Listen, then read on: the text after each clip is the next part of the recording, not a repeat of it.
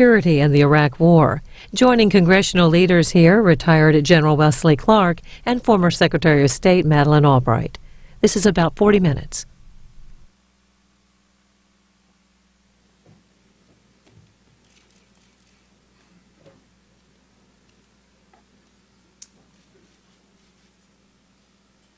Today is an important moment for our country. America faces the greatest national security challenges of our generation, and great challenges call for real leadership. That's why we're here today. Before I begin, I understand President Bush is giving an Iraq speech right now. The President can give all the speeches that he wants, but nothing will change the fact that his Iraq policy is wrong.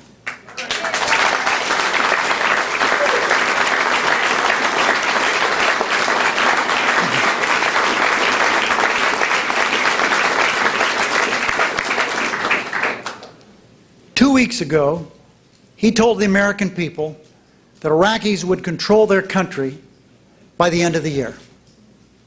But last week, he told us our troops would be there until at least 2009.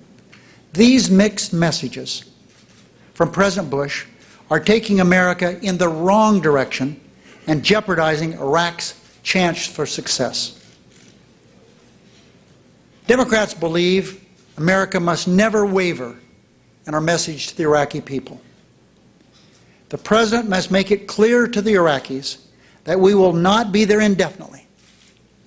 Last year, United Democrats led a bipartisan majority in Congress that directed President Bush to make 2000 a year of significant transition in Iraq. That's what the American people expect. That is what we owe our troops. That is what our national security demands. That's what our generals tell us.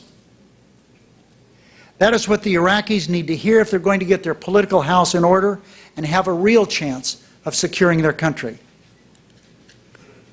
And that's what all Democrats believe. As Senate Democratic leader, I'm proud to stand here today with a team of men and women who understand what it takes to make America safe. There's four-star General Wesley Clark, who has successfully led our troops into battle.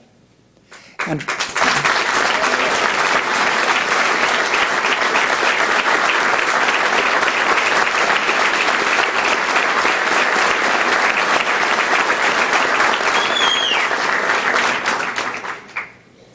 there's former great Secretary of State Madeleine Albright,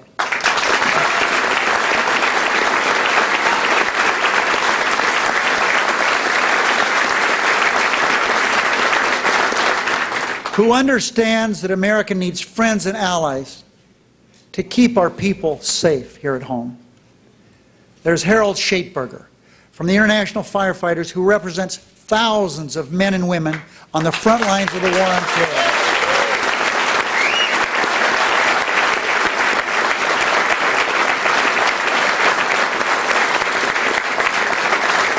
And Joe Wynn from the National Association of Black Veterans, who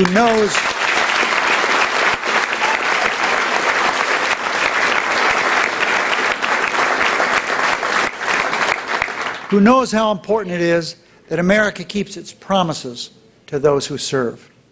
And finally, they're my congressional colleagues, including the senators that my caucus looks to for leadership on national security: Joe Biden, Carl Levin, Jack Reed. All of us understand that nothing we do is more important than protecting this great country of ours. That's why we're uniting behind a national security agenda that is tough and smart, an agenda that will provide the real security President Bush has promised but failed to deliver.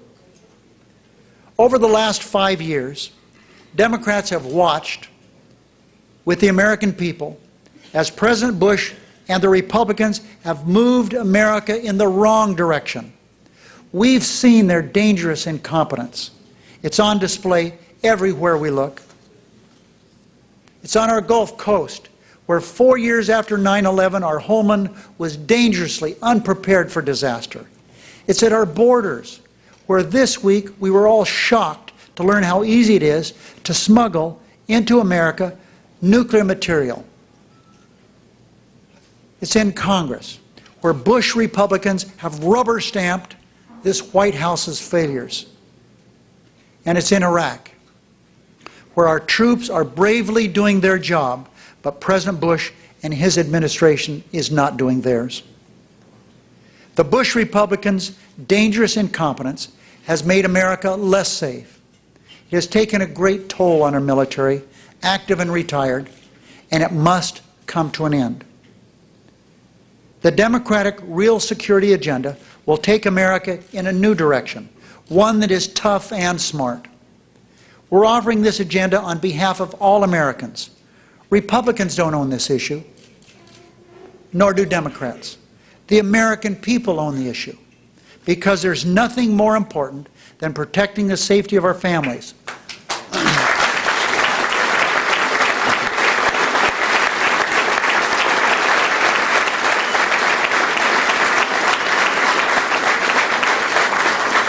And we Democrats are all committed to getting it right.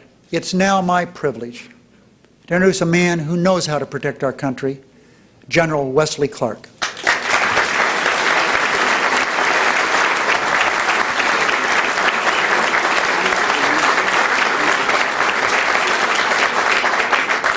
Thank you very much, Leader Reid. I'm honored to be here with fellow Democrats because we believe that this nation's security deserves competent leadership and real attention from the people in charge, and we believe as Democrats that we can do it, and do it well, and do it better.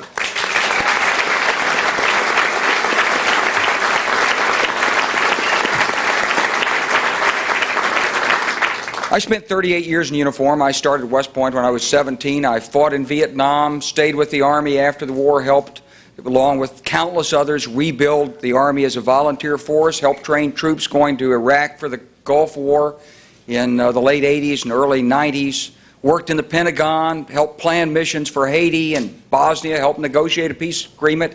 I was the commander in the operation in 1999 Allied force where NATO fought its first war, and we saved 1.5 million Albanians from ethnic cleansing under Democratic leadership.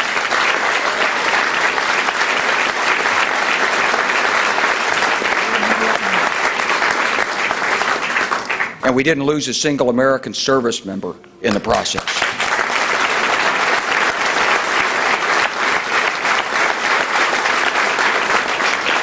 After 9/11, the American people looked to the President for leadership, for security. But what they've been given is incompetence. That's the simple truth. In Iraq, we found an old adversary. We went to a war we didn't have to fight. It was purely elective. We went on the basis of hyped intelligence. We went because the administration, I guess, thoroughly believed they needed to go to war. And they picked Saddam Hussein as the target. We went without a strategy for success, lasting success. We went without adequate numbers of troops. We went without the full interagency effort that we needed to finish the post-operation phase of the conflict, and we went without the support and endorsement of most of the world's community. It was a strategic blunder, and it's been compounded by mistake after mistake in the aftermath. Our troops have done magnificently. The families behind have been brilliant.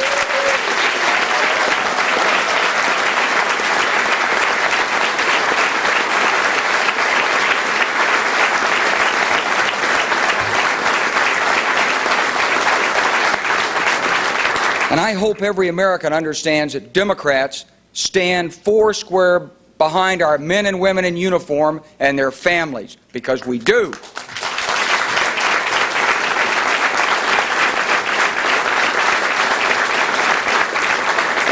But this has been a failure of leadership.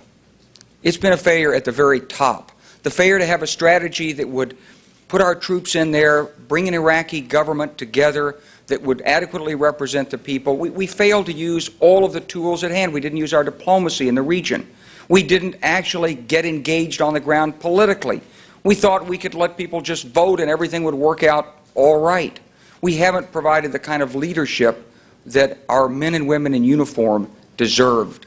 And as a result, the country's on the verge of civil war. The people that we're training in the armed forces and the Interior Ministry, the police, they're not fully and adequately represented. They are part of the sectarian problem in many cases. Iran is waiting in the wings to come in and take advantage of the situation. Some people say they've already sent thousands of people in. But we're struggling, and this administration hasn't created an adequate strategy, a strategy that justifies the blood and the toil and the resources that America has put forth on the battlefield. It's incompetence. Our troops were sent in without a full understanding of the mission, and month after month they suffered for lack of basic equipment like the right kind of body armor or the right kind of up armor on the Humvees and the trucks that were used for transport.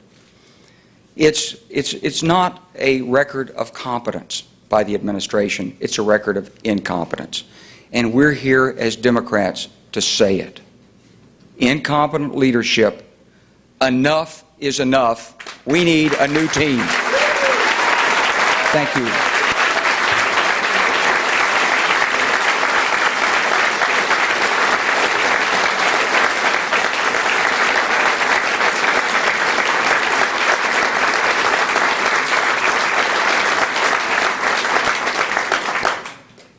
Right now, this administration is still so off course that it's actually trying to cut the strength of our National Guard forces, when every examination of the record says we need those men and women who are willing to serve, willing to answer their country's call, and they're available abroad or at home in case of natural disasters.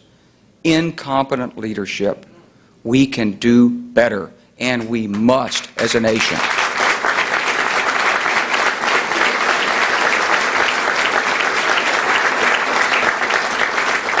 It's my privilege to introduce Harold Schaitberger.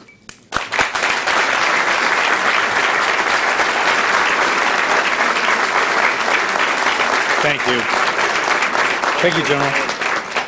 Since that tragic day almost 5 years ago, September 11, 2001, where the sacrifice of 343 of my members, New York's bravest, is etched into the minds of all Americans, the current White House administration has been long on rhetoric and praise for first responders, but has provided little in the way of meaningful resources and commitment to our communities.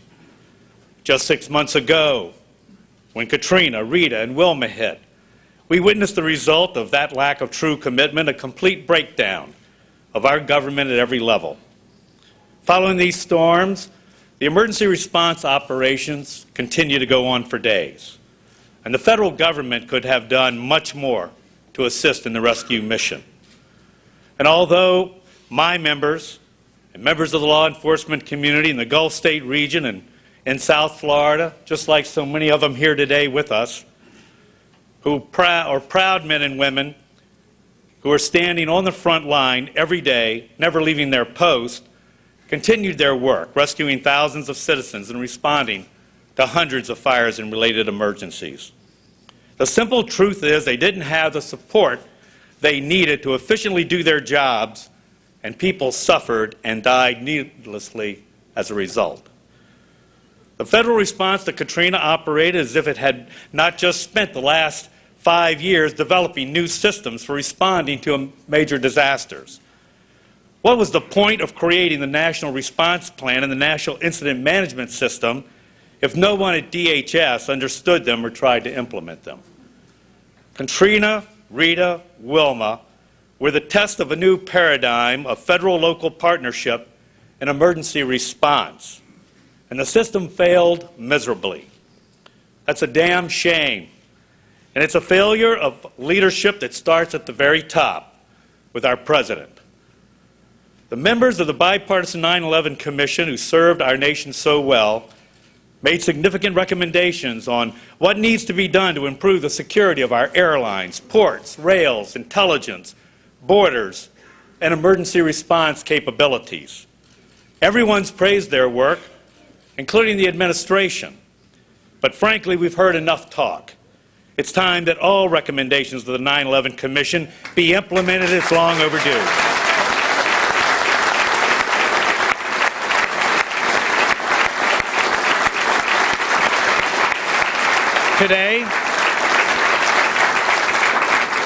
Today, almost 5 years after that horrific attack on our nation, America's hometowns continue to face critical staffing shortfalls of both firefighters and police officers, the ones who are always first in on any disaster and will be first in to the next terrorist attack. They still have not been provided the resources, staffing, training, equipment, and technology needed to do their jobs effectively and to protect communities and citizens they serve. Simply put, this administration has not prepared our nation to respond adequately to the next disaster. We can, we must, and starting today, I'm confident we will do better.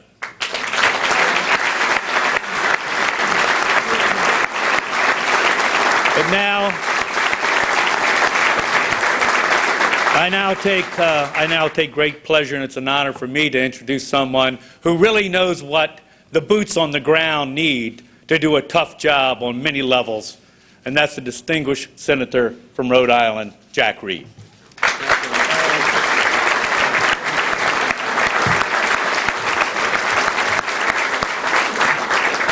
Thank you, Harold. On September 11th, our nation was attacked. In the wake of those horrific images of planes flying into the World Trade Center and the Pentagon, citizens of all political persuasions joined together to support the president in his efforts to bring those responsible to justice.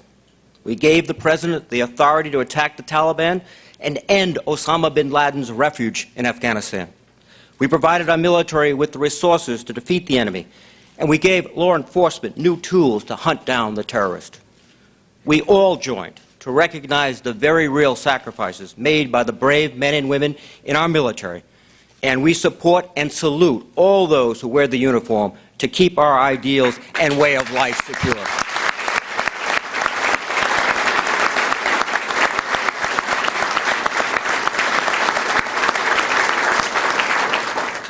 Democrats know that the world is a dangerous place. We know that the very real threats to America have to be answered. We can no longer tolerate an administration that is long on slogans like "stay the course" or "as the Iraqis stand up, we will stand down," but short on strategy.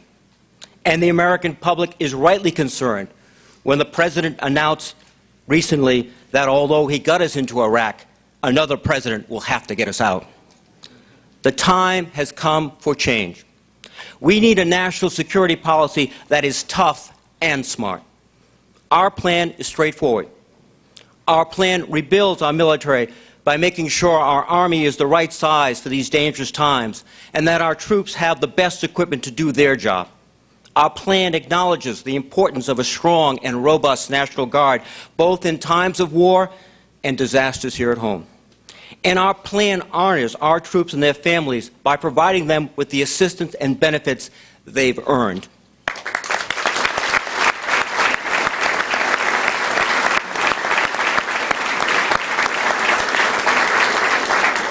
Democrats know we need to do more to defeat terrorists and stop the proliferation of nuclear and chemical weapons. We will keep the focus on al-Qaida and hunt down Osama bin Laden.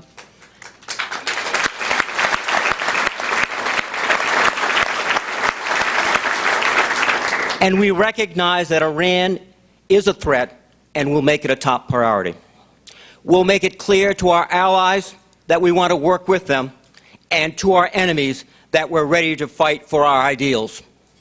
Our plan ensures our firefighters and others have the tools and resources they need for homeland security. We will listen to the 9/11 Commission and put real resources and professionalism into securing our ports, nuclear plants, and transit systems. We will screen 100% of our nation's cargo.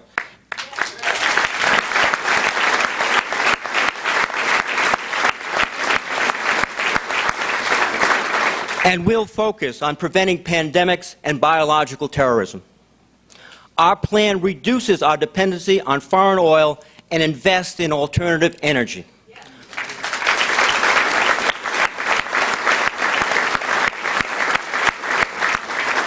Under our plan, we'll achieve energy independence by 2020 through more energy production domestically and increasing efficiency. Lastly, we believe that 2006 must be a year of significant transition in Iraq. The Iraqis need to know that America's commitment of over 100,000 American troops is not unlimited. Iraq's problems can only be truly solved by the Iraqis themselves.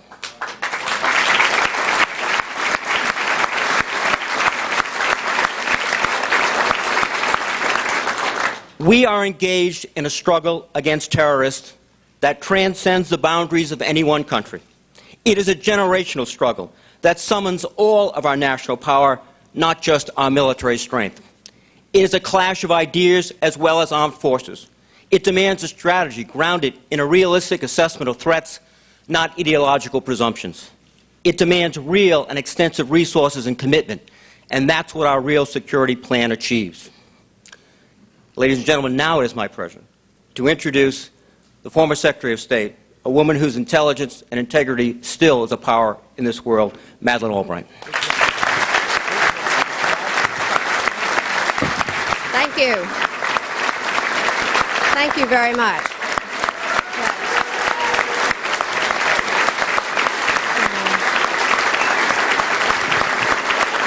This is actually for you. Let me say what a privilege it is to be up here with all these fine representatives of the Democratic Party, as well as the people who are there on the front lines for us. I have spent a lifetime studying national security policy, and I've spent a lot of it in Washington looking at various administrations.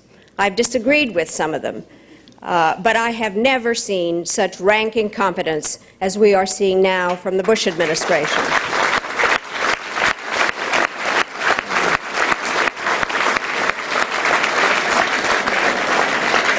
Every morning when I open the papers, I am horrified to see what has taken place and how many innocent people have died and what our troops are forced to do in a way that puts them in danger, and that we owe them everything because they have made us free, and I am dreadfully sad when I read the papers every day.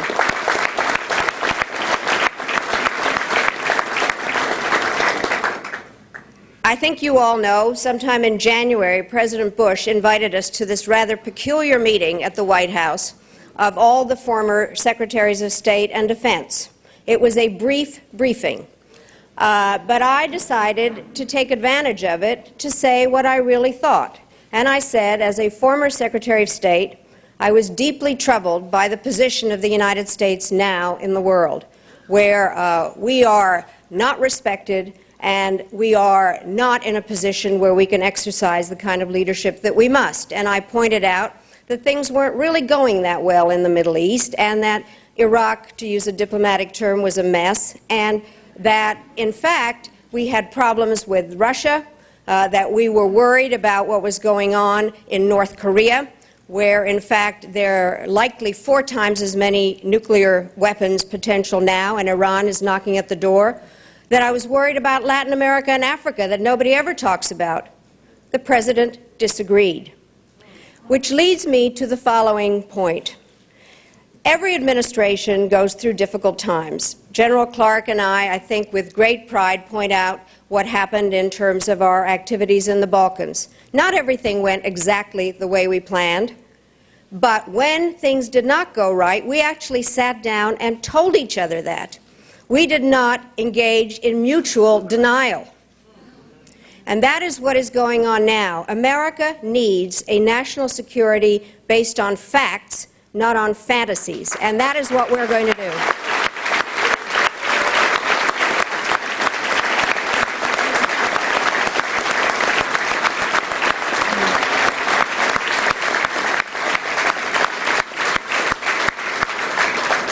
Nothing made me prouder than to sit behind a sign that says United States. I wasn't born in this country, and I know it to be an exceptional country, but we can't ask that exceptions be made for us. The United States benefits by a rule of law and an international community where we can cooperate with each other, and that is where real security comes from. Energy security, homeland security, national security, and that's what our Democratic Party stands for.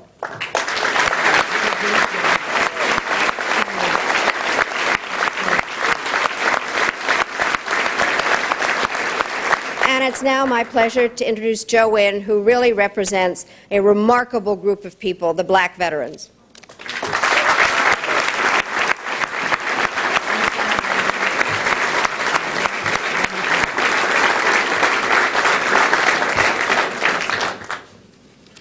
Thank you, Secretary Albright. Thank you, Leader Pelosi and Leader Reid.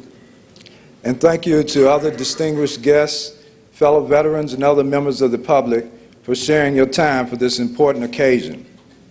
I am honored today to be among such distinguished leaders and to serve as a representative of our nation's veterans as part of the announcement of a plan about real security. A plan that includes our men and women of the armed forces, as well as our veterans at home and around the globe, especially during these times while American soldiers are still, after more than 3 years, engaged in a conflicting war in Iraq and Afghanistan.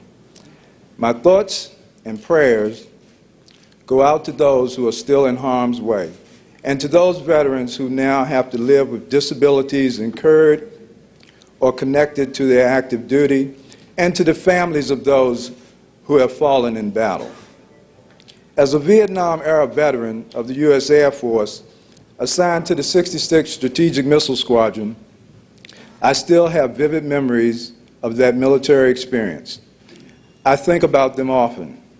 Though I was fortunate and made it back to the world, as we used to refer to it, in mostly one piece, for those that return with loss of limb, mentally disturbed, or with other disabilities, I often remind myself, if not for the grace of God, go I.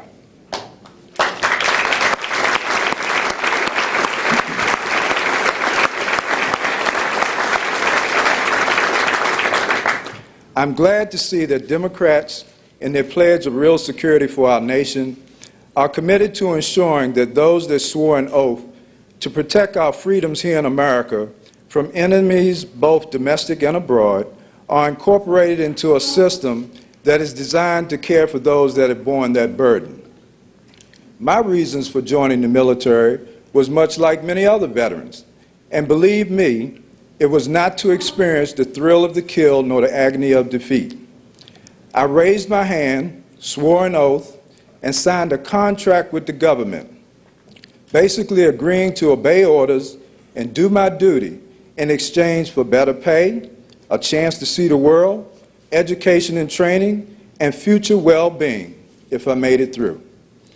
For the most part, history has shown that past administrations have sought to honor its part of that contract. But it appears that along the way, the system designed to provide for our country's veterans and those most deserving disabled as a result of their duty has become complicated to administer, overly burdensome, costly, and wrought with delays and inefficiencies. Under the Democrats' plan for real security, our veterans and survivors will no longer have to worry about receiving full health care, benefits, and compensation they have earned, and the educational benefits and opportunities for service-disabled veteran-owned businesses that they need for their future and their families' futures. And I'm glad to see that this plan also calls for an improved GI Bill of Rights for the 21st century.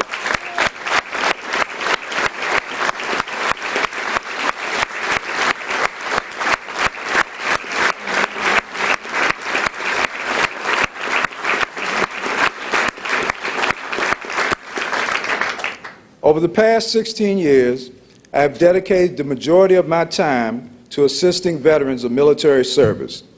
As such, I truly believe that if the promises to our veterans were secured, veterans would willingly become the majority of our first responders for our homeland security.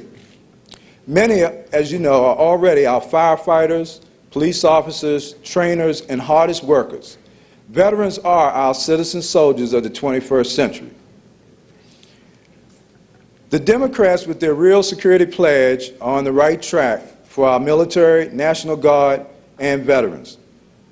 This plan is good for America and is grounded in principles such as keeping promises to our veterans and their survivors, to our children and their parents. And it's also about commitment that will ultimately lead to attract and retain the soldiers, sailors, airmen, and Marines who later become our veterans. We must make this work. I want to thank leaders Reid and Pelosi and all Democrats in the House and Senate for standing up for our veterans. I like it when Leader Pelosi says, as she often does, that on the battlefield, soldiers pledge to leave no one behind, and that as a nation, we must always pledge to leave no veteran behind. Thank you for remembering and honoring our service.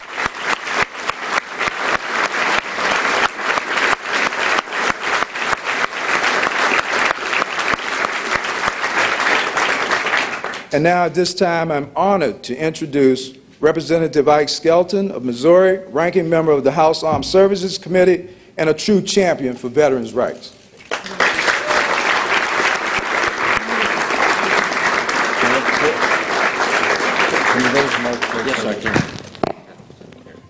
Yes, sir. Yes, sir. Mr. Wynn, thank you very much. I'm from Harry Truman country.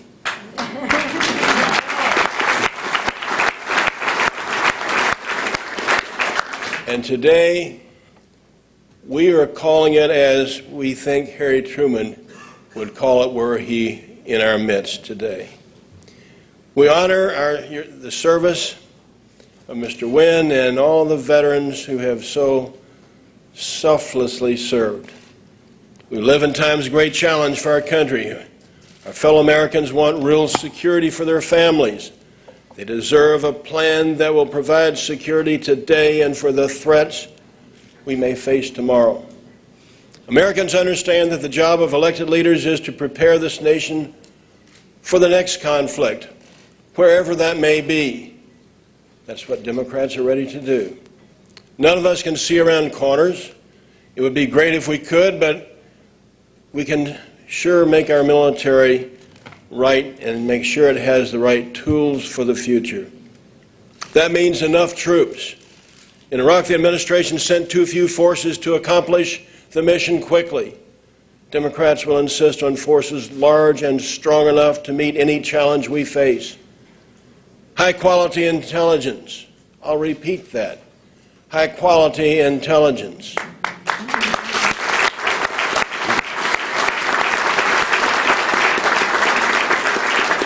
Superior training and education for our troops that will allow them to prepare for and adapt to any challenge.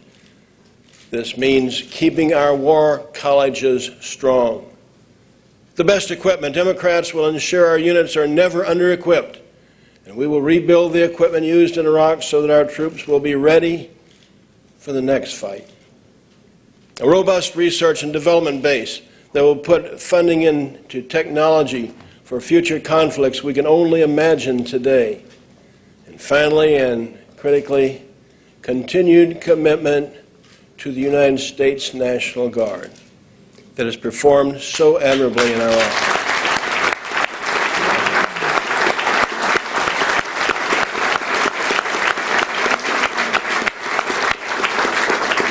This administration is failing to provide the funding so fully to man the Guard, and Democrats will restore that funding.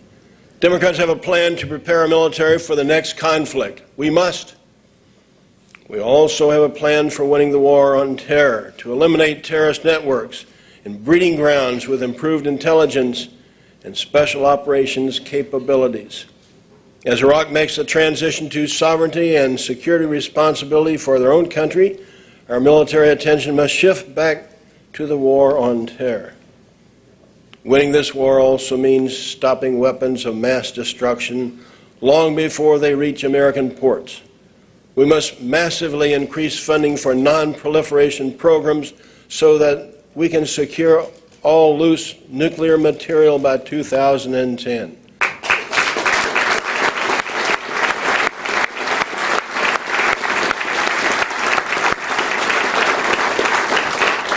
Support for our military continues to be at a high level, even as that for the war in Iraq seems to wane. The American people understand that supporting the troops is more than a bumper sticker. Those who serve our nation and their families deserve a real plan for real security. The American people deserve it. They deserve a change in leadership. You know,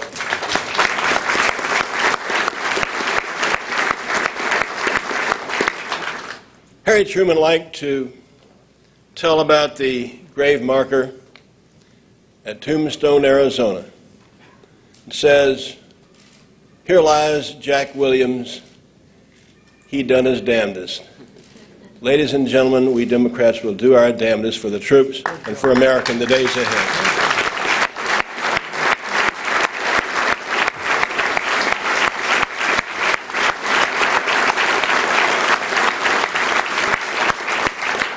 It's my privilege to introduce to you a remarkable, outstanding, magnificent American leader, our leader of the Democrats in the House of Representatives, Congresswoman Nancy Pelosi.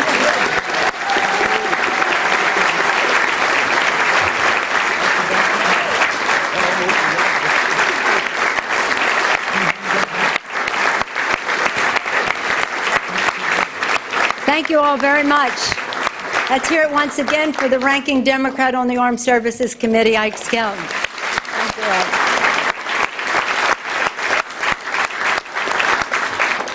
Today, a united Democratic Party stands together with a clear message that real security for all Americans is our first priority.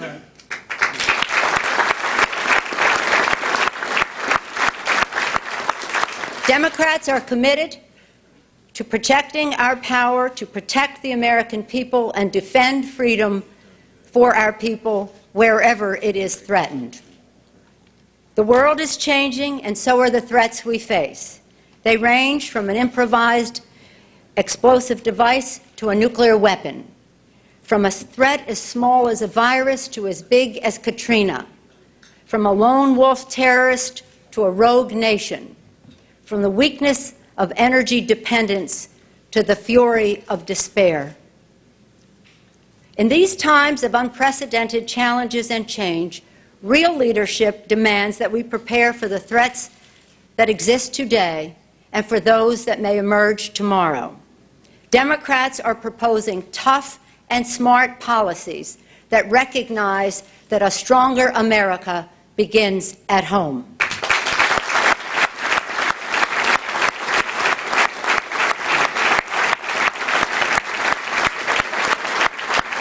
We are charting a new direction that is in the interest of all Americans and demonstrates that the Democrats are the party of real security, and we put it in writing. It's Spanish on this side. It's not upside down. English on this side. Democrats stand together to ensure unparalleled military strength, to defeat terrorism and stop the spread of weapons of mass destruction, to implement the recommendations of the 9/11 Commission, and we intend to do it on the first day we take over the Congress of the United States.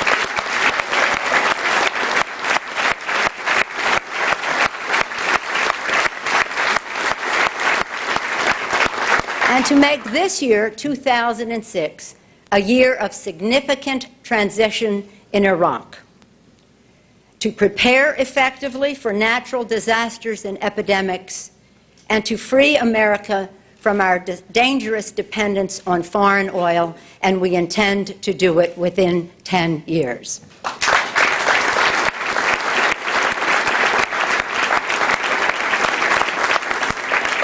Secretary Albright, General Clark, President Schaeferger, Air Force veteran Joe Wynn, they have all fought for American security on the world stage, on the battlefield, and in our neighborhoods. God has blessed America with their leadership and with the leadership of so many of our men and women in uniform, domestically or internationally, who are with us today. Let's hear it for all of our men and women.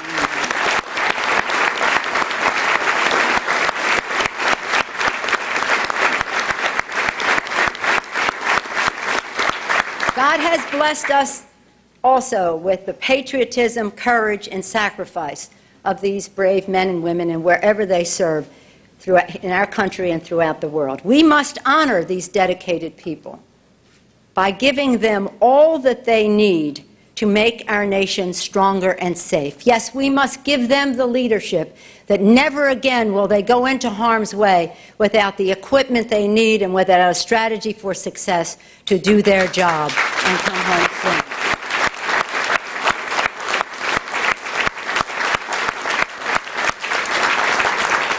To provide for the common defense. These words from the preamble to the Constitution are our first responsibility as elected officials, and they are our promise to the American people. God bless America. Thank you all very much.